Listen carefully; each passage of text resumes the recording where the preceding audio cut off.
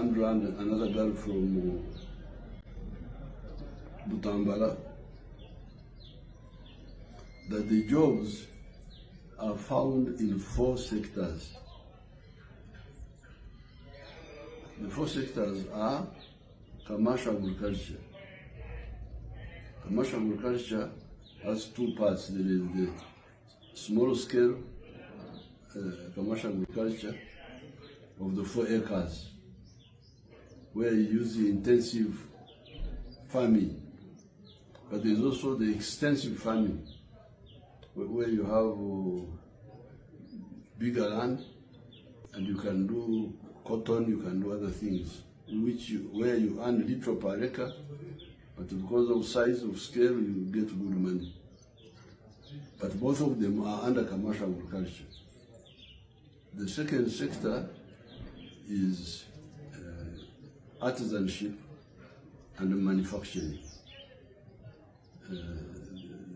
The children we are training in the industrial hubs and technical schools, when they get out, they have emyoga. Emyoga is a skill. And then the skill enable them to create wealth.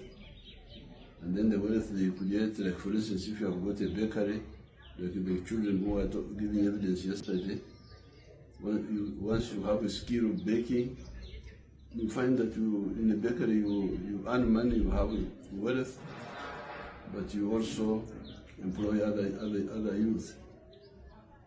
The same for metalwork, welding, and all that.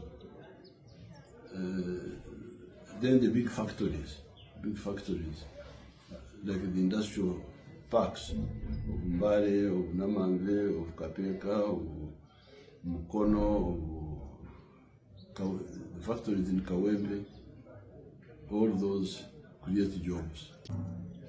Then the third sector is services: hotels, tourism, transport, entertainment, music.